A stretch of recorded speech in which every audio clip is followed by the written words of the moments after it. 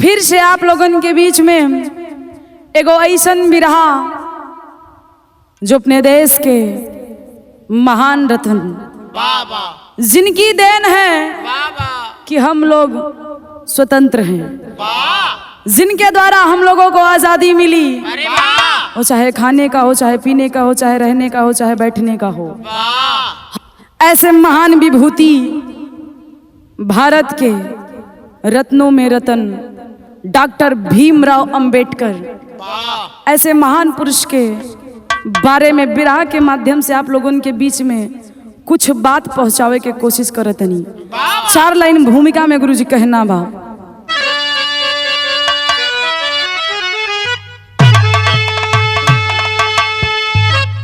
कि लाख बादल छुपाने की कोशिश करे, पर सूर्य की रोशनी को छुपा ना सका। कर्म को जिसने प्रधान माना सदा, उसको दुनिया में कोई झुका ना सका। स्नेह और प्यार में जो पला हो सदा, उसकी तकदीर को कोई मिटा ना सका। लेखनी उन सपूतों की करती नमन, जिनके बढ़ते कदम को रुका ना सका।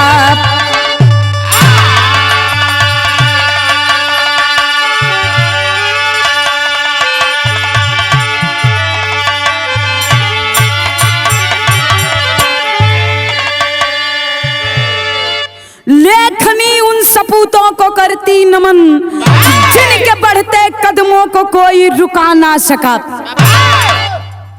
हमारे गया कवि जी की लेखनी उन सपूतों को नमन करती है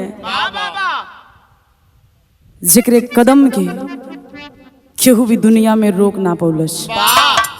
लेकिन गुरुजी बिरहा में गजल के बड़ा बेजोड़ टुकड़ा बा।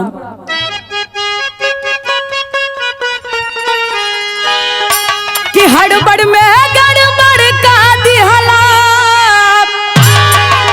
और सहारा कम गड़बड़ाइल।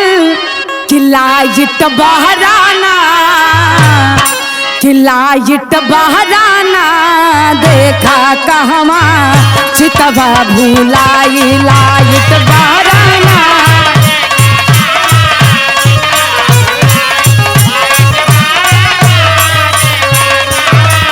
जियो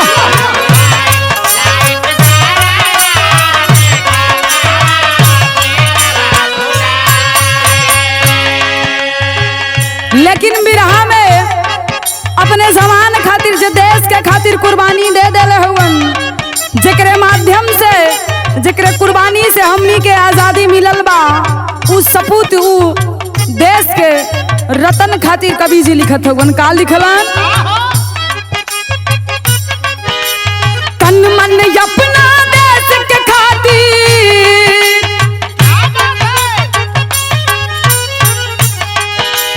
तन मन अपना देश के खातिर, जिसने है दे डाला, जिसने है दे डाला। भैया बोलाना, भैया बोलाना, काहे सबसे पीछे देखाला। भैया बोलाना, काहे सबसे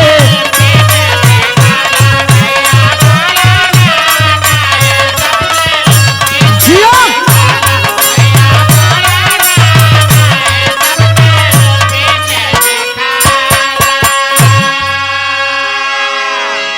लेकिन कहानी के यही से शुरुआत है गुरुजी। कहानी कब और कैसन कहां से कवि जी लिखत हुन, कहना बा।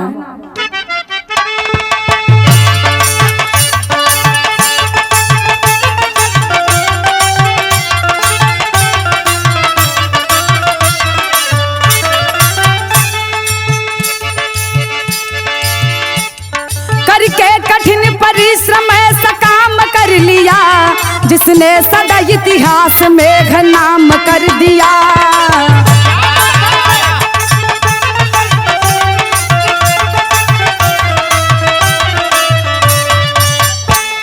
मर करके अमर हो गए वो राज दुलारे, मर करके अमर हो गए वो राज दुलारे। हम सबको गर्व है कि वो हिंद सितारे।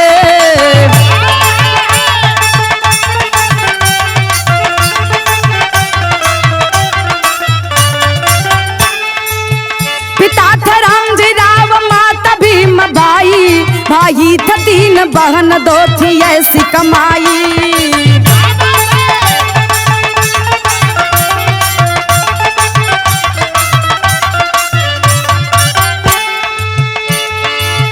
मध्य प्रदेश महू गांव की कहानी है, कल्पना कुछ नहीं ये तो है नूरानी है।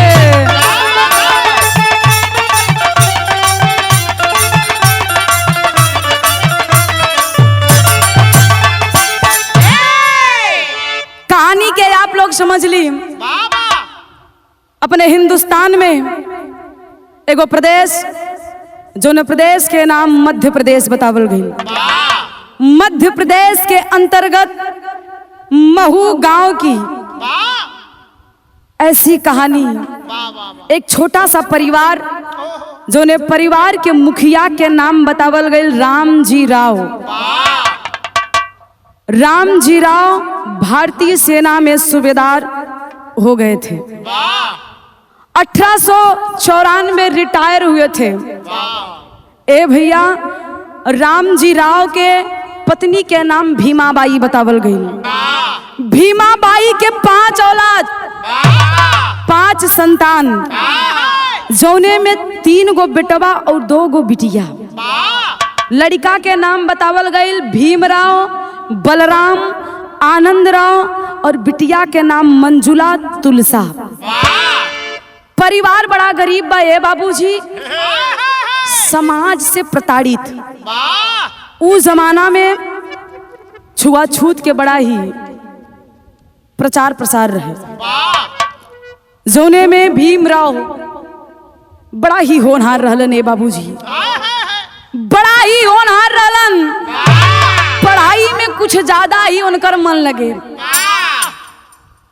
पढ़ाई करे खातिर माई बाबू से निवेदन करे लगलन, ए भैया पढ़ैया करें कैसे? बिरहा में एक लाइन तरज हम।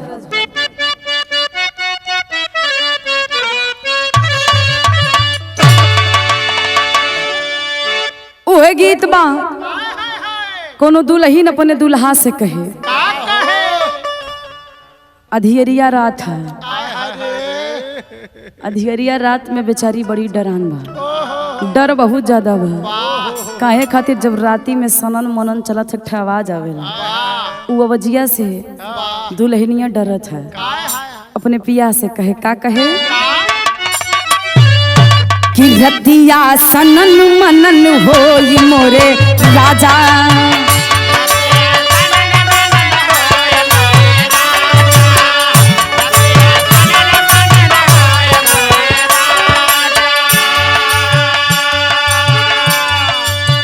रतिया सनन मनन होई मोरे राजा।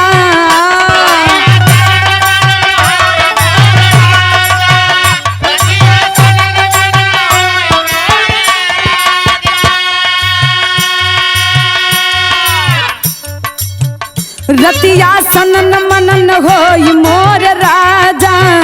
दोनवा चुरुर मुरुर होई मोरे राजा।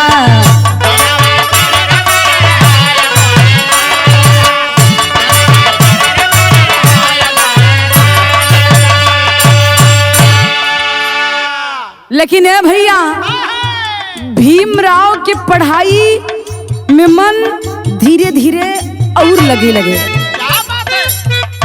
धीरे धीरे मन बढ़ा था पढ़ाई करे खातिर, लेकिन समाज से वंचित हो गए।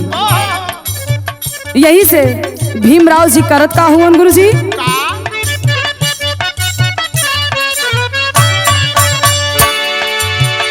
भीमराव करे मन से पढ़ाई।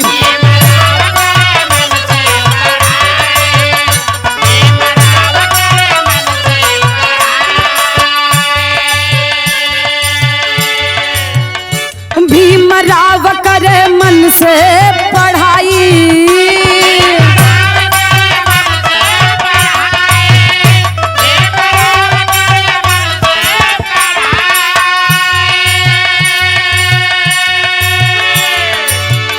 भीमराव करे मन से पढ़ाई, लेकिन रखली गरीबिया ये भाई।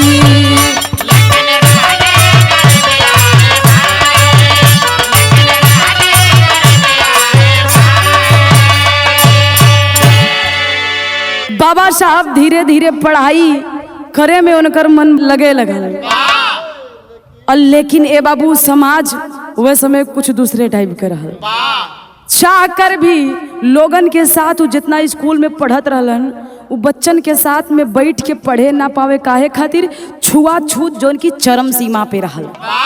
अगर चाह भी लेके जाके बच्चन में बैठ के हम कुछ शिक्षा ग्रहण कर ली, वहाँ के जो टीचर और प्रिंसिपल रहे डांट के बाबा साहब के बाहर निकाल दें। और धीरे धीरे ये बतिया बाबा साहब के पिताजी यानी राम जी राव के पता लगल। लोग मना कर देलन कि आज के बाद अपने लड़का के स्कूल में शिक्षा लेवे खातिर मत भेजिया। बाबू ताना मेहना पावे लगलन है भैया, लेकिन यार बाबा साहब के पढ़े में रुचि धीरे धीरे बढ़त है भैया। होत का बा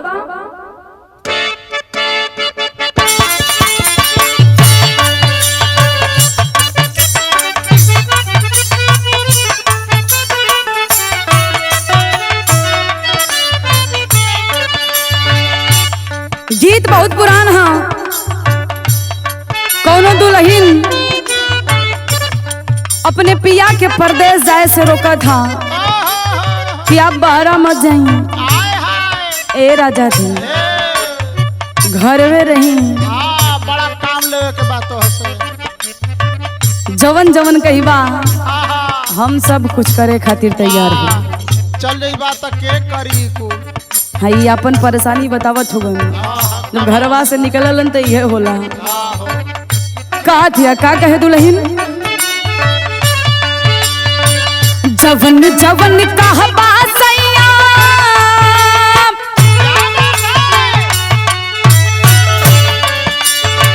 जवन जवन कहबा सैया, मानव जिंदगिया में।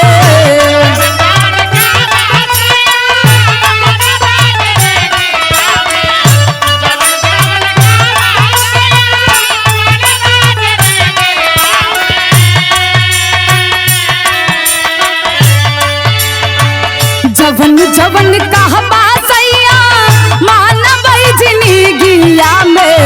जनी जा विदेश राजा चढ़ली जवानिया में।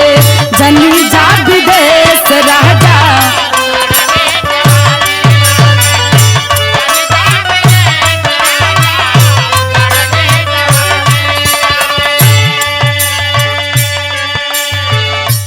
जब लोग के विचार से बाबूजी ताना पाके बाबा साहब के समझा देलन कि बेटा हम जैसे लोगन खातिर शिक्षा ना बनल बा।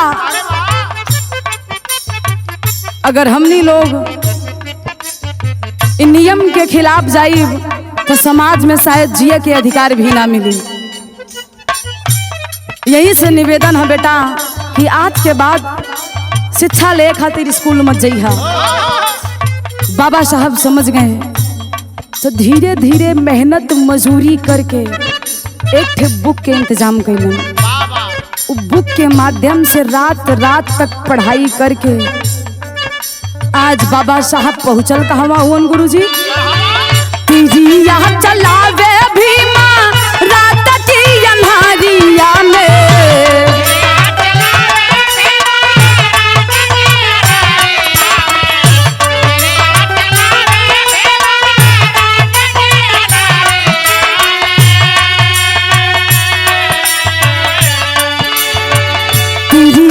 चलावे भीमा रात की अन्हारिया में। करे के पढ़ाई गईले मुंबई शहरिया में। बहुत अच्छा।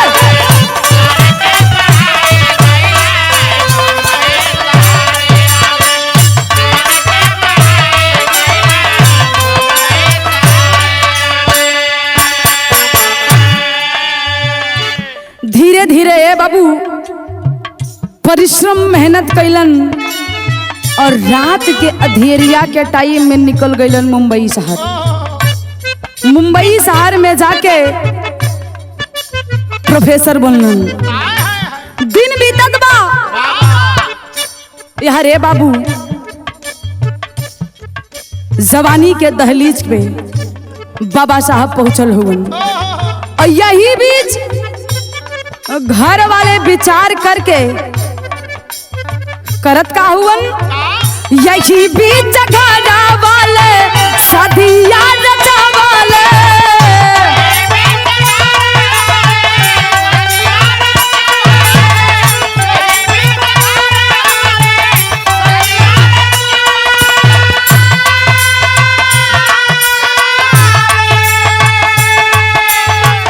रमाबाई के अपन दुल्हन बनवाले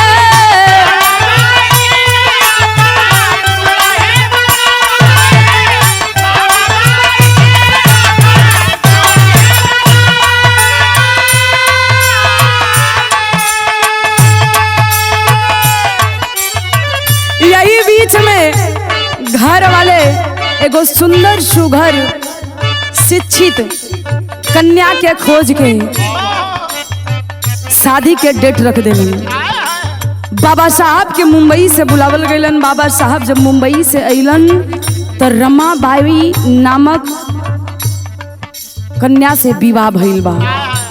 जब विवाह भइल तो होत कहा गुरुजी एक कहबो खुशी एकवर चिंता की लकीरिया में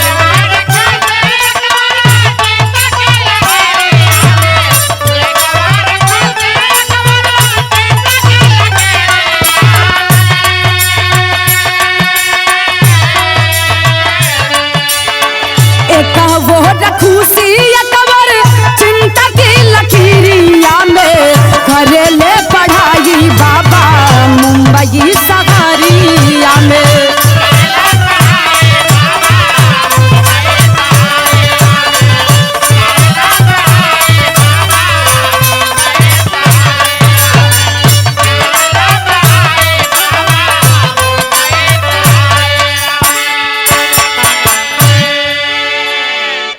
सुघर दुल्हन आइल बा। रमाबाई से बाबा साहब के विवाह भइल। विवाहे के पहली रात जेके सुहाग रात कहल जाला। जब सुहाग रात में रमाबाई बाबा साहब से जब एक दूसरे के आमना सामना भइल तब बाबा साहब रमाबाई से बहुत बड़ी बात कहलन। का कहलन गुरुजी? विराह में बड़ी सुंदर गीत है गुरुजी, लेकिन गीत के छोड़ दी भाव पे गौर करी। जब रमाबाई बाबा साहब से हाथ जोड़ के निवेदन कैलिन कि हमरा के छोड़ के आप जइहा मोत, तो बाबा साहब सेज से उठ के खड़ा हो गईलन कि तू हमार दुल्हन त बन के आइल हो। दुल्हन के मतलब होला जीवन संगनी। अरे वाह, हमरे हर दुख सुख में तू साथ देवे के वादा कैले हो, तो तोके हमरे दुख और सुख के ख्याल रखे के पड़ी। रमाबाई कहले हम सब कुछ ख्याल रखब, लेकिन हमरा के छोड़ के आप कहीं मत जइहा। काहे से कि रमाबाई के खबर लग गई रहे कि बियाहे के बाद फिर से बाबा साहब पढ़ाई खातिर बहरा जाए के तैयारी करत हो। यही से निवेदन करत ह तो यार बाबा साहब रमाबाई के समझावत होवन। का समझौलन गुरुजी?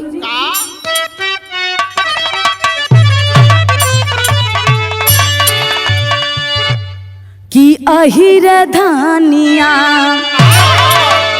आए हाय अहिर धानिया काहे कहरलू न दानिया अहिर धानिया।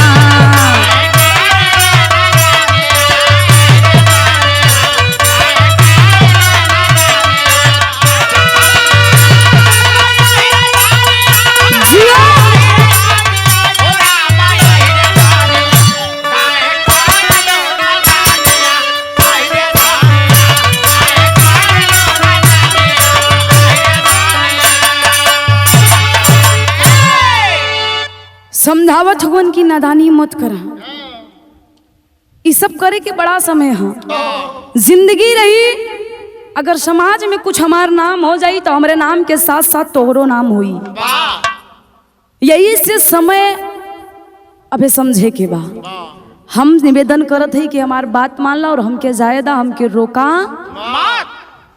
नई नवेली दुल्हन अपने पति के जाए के इजाजत दी तो दी कैसे, रोकत या लेकिन बाबा साहब समझा के कैलन का गुरुजी।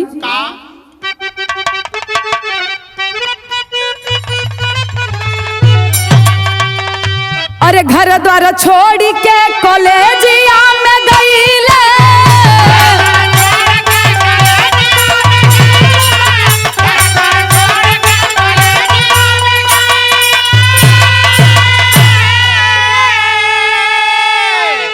कई के पढ़ाई डिग्री हासिल था बकैले।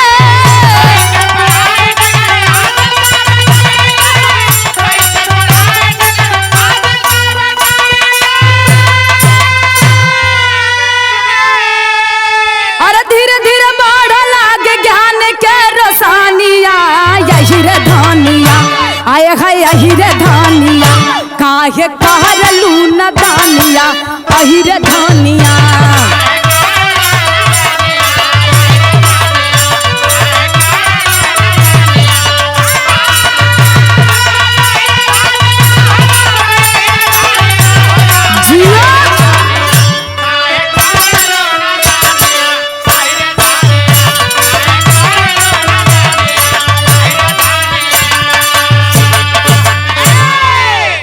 ए भैया, रमाबाई के समझा के बाबा साहब निकल गए। कॉलेज में पढ़ के डिग्री हासिल करके अब धीरे धीरे मुंबई शहर से रवानगी कहाँ के भइल बा गुरुजी। कहाँ के? एक लाइन तरज हम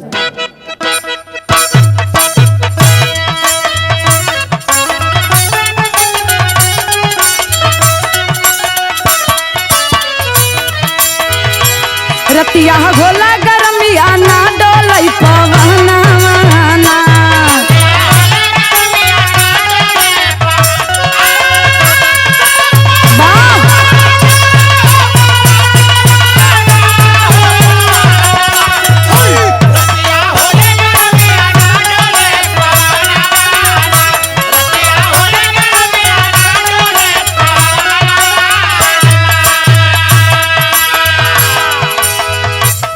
गोडो मामा बोलाइब,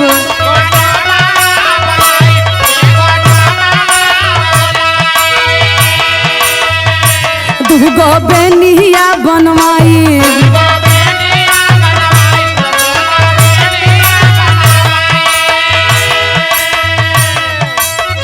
गोडो मामा बोलवाई, दूगो बेनिया बनवाई, एगो रातिया में हा बगे को दिना मामना, एगो रातिया में हाथ बगेगो,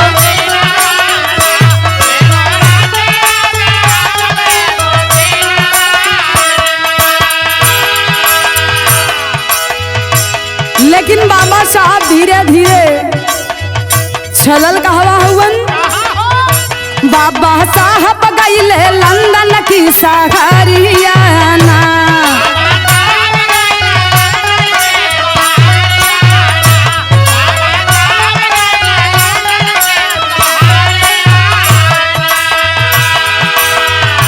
कैसो डिग्री ले बेजाई,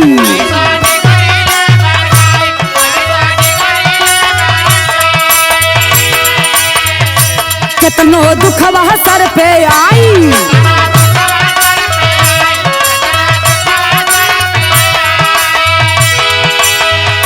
छोड़ब नाही हम साथ कई डगरियाना,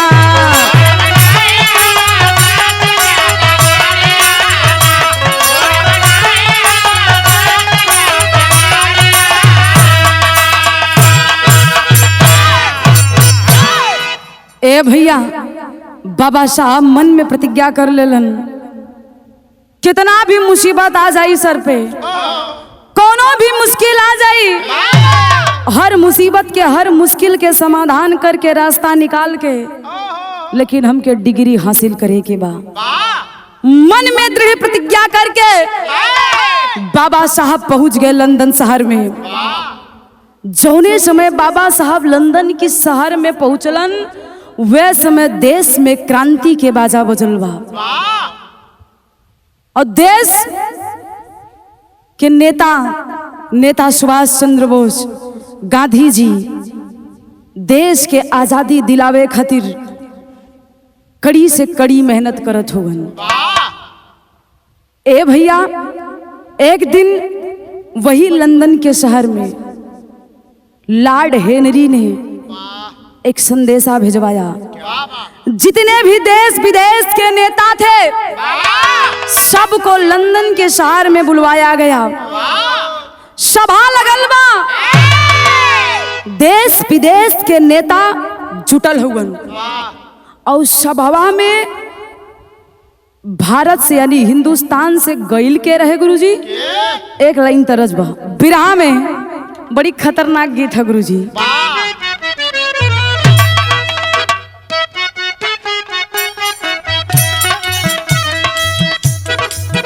अच्छा, कैसन कैसन गीत निकल जाए कुछ पता? बारिश भोजपुरी जमाना के कलाकार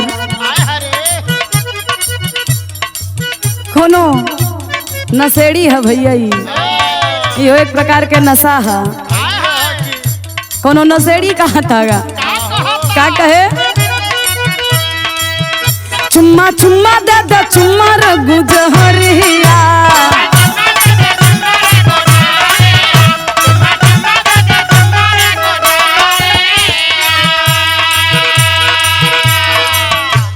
गीत के छोड़ दी, लेकिन बिरहा में बिरहा के समझी। यार लंदन के शहर में एक मीटिंग लॉर्ड हेनरी रखौले बा। उ मीटिंग में देश विदेश के नेता जुड़ल हुए भैया। अपने देश से गइल के रहे, के गइल बा गुरुजी? गाधी चली भैल लाई के कुबहरिया, गाधी चली भैल लाई के कुबहरी।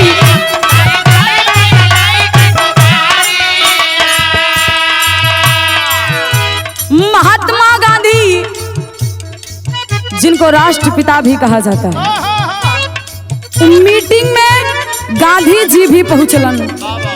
और जब गांधी जी पहुंचलन तो देखत हुन लोग जुटल हुन, लॉर्ड हेनरी बैठल है। तो कैलन का गुरुजी? सारे देशवा के नेता गइले हैं आई,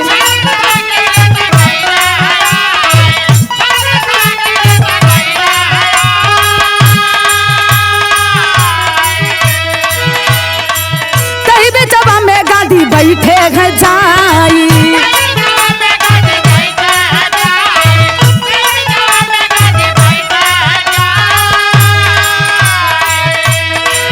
गांधी जी जाके बीच में बैठलन, और जब बिचवा में बैठलन तब देखत का हुआ गुरुजी? देखे सभा में टांगल तस्वीरिया, देखे सभा में टांगल तस्वीरिया। गांधी पहुंच गइले, गांधी चली भइले लाई के कुबहरिया, गांधी चली भइले लाई के कुबहरी।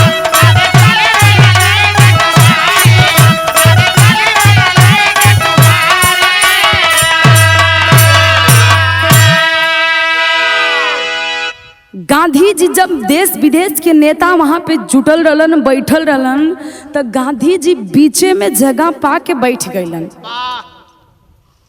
और जोने कक्ष में बैठल रहलन, लॉर्ड हेनरी के कक्ष रहल। लॉर्ड हेनरी के सामने जहां ओकर कुर्सी रहल, ओकरे कुर्सिया के जस्ट बगल में दिवलिया पे एक तस्वीर रहल। उ तस्वीरिया रहल के कर लॉर्ड हेनरी के बिटिया के, बड़ी खूबसूरत लड़की, जौन की दुनिया में ना बा, मर चुकल रहल। लॉर्ड हेनरी अपने बिटिया के तस्वीर के वही अपने कुर्सी के जस्ट बगल दीवाल में चिपकौले रहल। और वही तस्वीरिया पे महात्मा गांधी के निगहियां जब पड़ल तो तस्वीरिया के एक टक निहारत रहलन। जब निहारत निहारत थक गईलन त धीरे से उठ के खड़ा होके उ तस्वीरिया के लगा गईलन। और जब तस्वीर के सामने पहुंच के तस्वीर के छुए के कोशिश कैलन तब भइल का गुरुजी एक लाइन तरज है।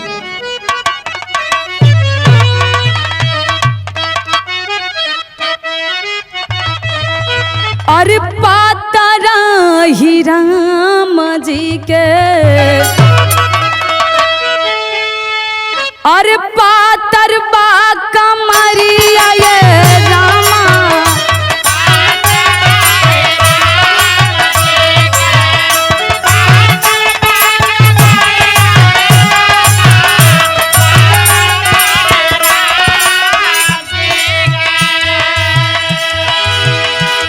लेकिन लाड हेनरी के बिटिया के तस्वीर के जाके महात्मा गांधी हथवा से छू लेलन। हथवा से छू के उ तस्वीरिया के इसे साफ करे लगलन। हाँ हथवा में लिहल गांधी जब किता सबरिया ये रामा,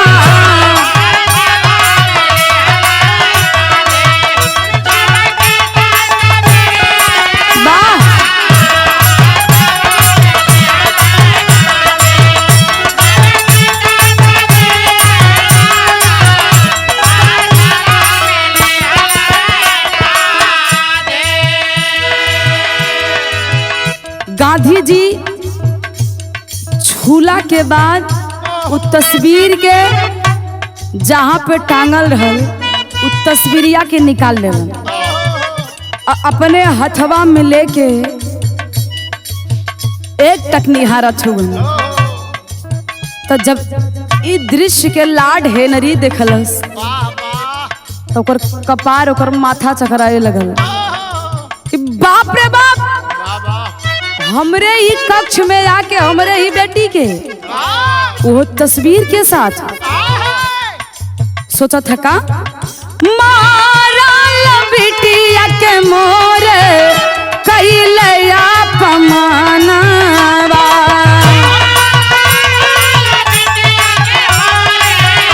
कैले अपमान,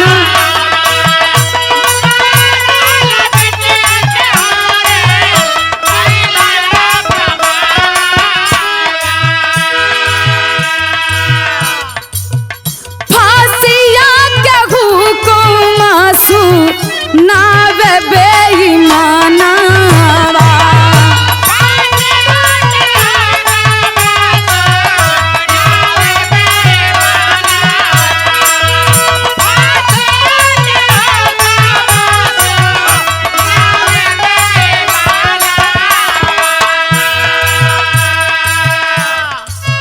सुन भी मरावा जबकि फैलल बा खबरिया ये बाबू, फांसिया पे झूले जहिया, फांसिया पे झूले जहिया, गांधी के शरीरिया ये बाबू,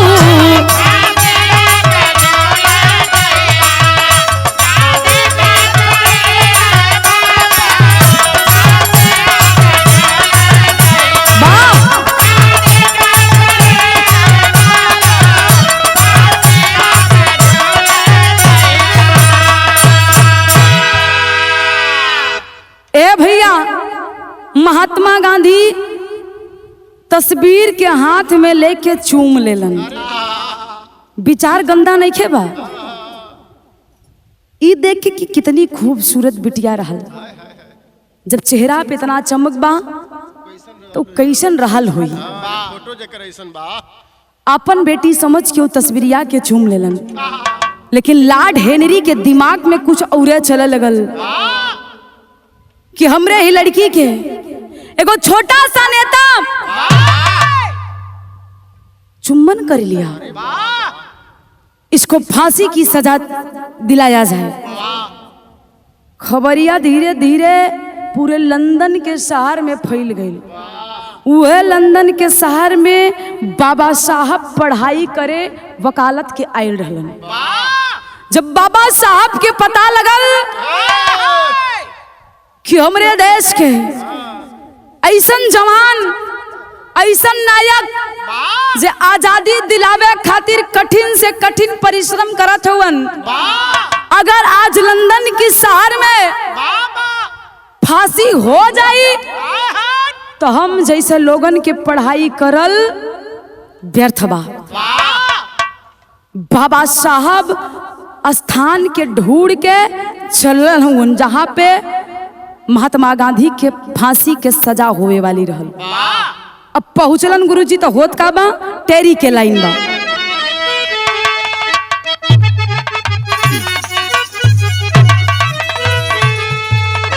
अरे हीरा की कीमत जाने जौहरी, अरे हीरा की कीमत जाने जौहरी, तो सुन के खबर उठल बा भीमराव के पीरा,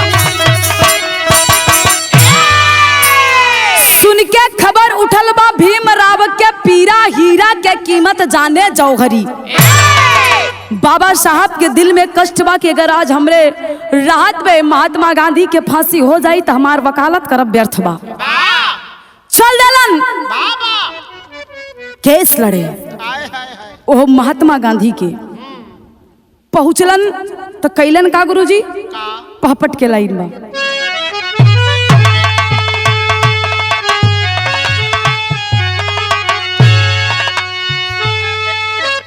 अरे बाबा साहब सुन ले जब खबरिया लंदन नगरी में, अरे बाबा साहब सुन ले जब खबरिया लंदन नगरी में, तो कैसे लगी है गांधी के फसरिया लंदन नगरी में।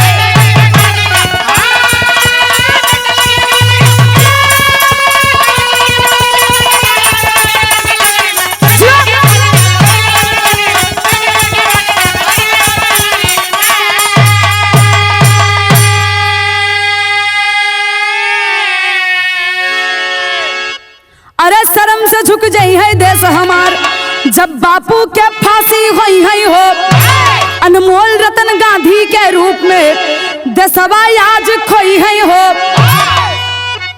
जब बाबा साहब लंदन की नगरी में अलन, महात्मा गांधी से मुलाकात भइल, पूरी बतिया के जब गांधी जी बता देलन तो बाबा साहब विचार बनौलन, अपने मन में सोचलन कि अगर आज महात्मा गांधी के फांसी हो जाई, जब देश के आजादी दिलावे खातिर इतना कठिन प्रयास परिश्रम कैलन, आज गांधी जी से परेशान हो के ही लॉर्ड हेनरी मीटिंग रखवले बा। अगर यहाँ तक पहुंच गई हुवन, अगर यहाँ सफलता ना मिली और फांसी हो जाई तो हमरे देश के खातिर ऐसी बड़ा दुर्भाग्य शर्मनाक बात कोनो न हुई। पूरी बात के बाबा साहब अपने दिमाग में बैठा लेलन और रात भर के टाइम बा विचार कैलन कि केस के लड़ल कैसे जाई, लॉर्ड हेनरी के हरावल कैसे जाई। तो बाबा साहब विचार का कैलन गुरुजी, आल्हा में कहना बा।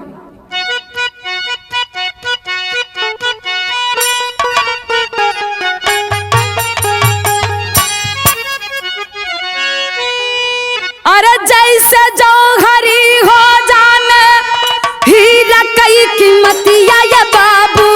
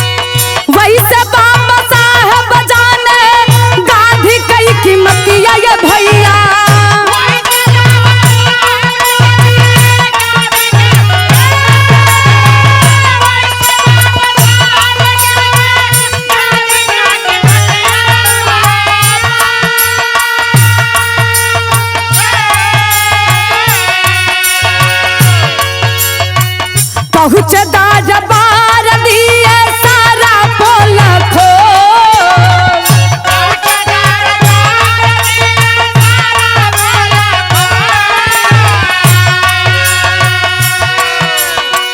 देशवा विदेशवा के नेता सब अइले बाबू।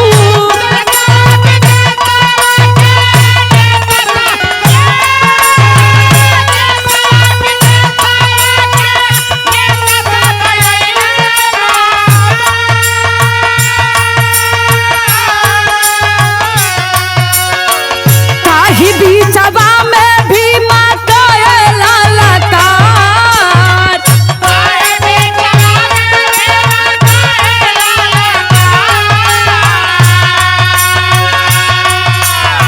जैसे तस्वीरिया के गाधिया पमनवा कइले।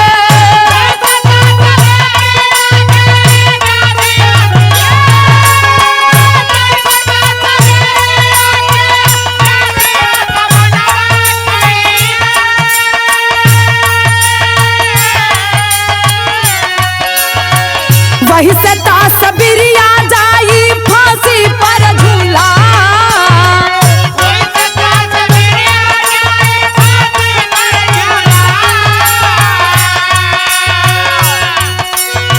साबही देशवा के नेता जयकार कइले।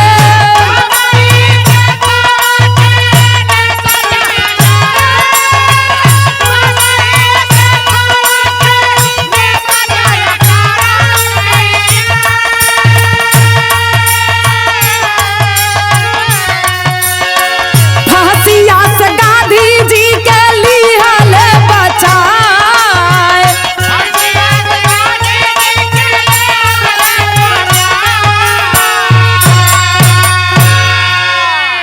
ए भैया दूसरा दिन बा, लॉर्ड हेनरी जब गांधी जी के फांसी के सजा सुनावे लगल तो बाबा साहब जाके निवेदन कैलन कि सर हमें भी बोलने का एक मौका दिया जाए।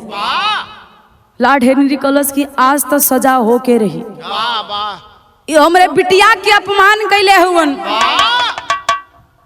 बाबा साहब कलन ठीक है सजा होए के चाहिए, काहे कि हर गुनेगार खातिर सजा बनल बा। वाह सजा कैले का हुवन कि आपके बेटी के तस्वीर के अपमान कैलन। वाह अगर एगो तस्वीर के अपमान भइल बा तो सजा तस्वीरिये के मिले के चाहिए। वाह इतनी बात जब बाबा साहब कैलन तो जितना लोग वहाँ जुटल रहलन एक ही टक बाबा साहब के देखे लगलन वाह कि बात तो सही कह रहे हैं। अगर तस्वीर का अपमान हुआ तो तस्वीर के ही सजा। बाबा साहब के सब एक टक लखत हुआ तो बाबा साहब फिर निवेदन कलन लॉर्ड हेनरी से कि सर गांधी जी ने गलती किया है, आपकी बेटी की तस्वीर का अपमान किया तो सजा इनको मिलना चाहिए। लेकिन गांधी जी के ना, गांधी जी के एगो तस्वीर बनवा ली, वह तस्वीरिया के आज फांसी पे बात बराबर हो जाए। एक बहुत बड़ी जिम्मेदारी निभौलन, वो कार्य है संविधान के बना के, जो ने संविधान के बनावे में 2 साल 11 माह 18 दिन लगा। उस संविधान के निर्माण करके अपने देश से अंग्रेज के भगावे में बहुत बड़ा योगदान बाबा साहब के रहल। अब फिर से वही संविधान के बलबूते हर इंसान के आज आजादी बा। ए भैया इतना बड़ा योगदान करके बाबा साहब कैलन का 6 दिसंबर 1956 में बाबा जी तजे शरीर, अरे हिंद देश के हृदय के अंदर बसी गई ही तस्वीर।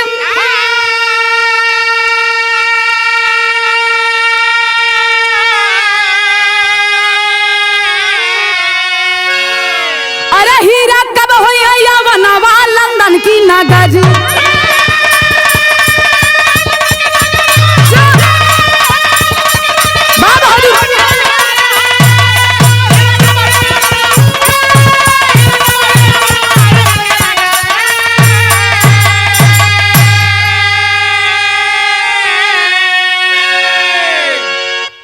6 दिसंबर 1956 में बाबा साहब हम सब को छोड़कर इस दुनिया से चले गए, लेकिन आज भी उनकी तस्वीर हम सब के हृदय में विद्यमान है।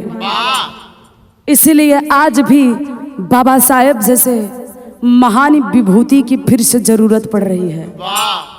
ए भैया, विराह के अंतिम और आखिरी लाइन बा। गुरु बिहारी, गुरु गणेश, गुरु रामलाल मोर बाका,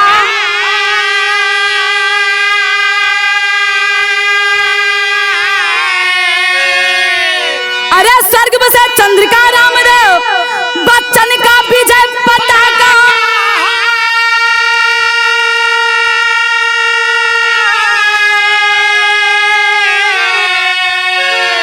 अरे हीरा की कीमत जाने जौहरी, तो ज्योति गया कभी कहे धरो तू मन में धीरा, हीरा की कीमत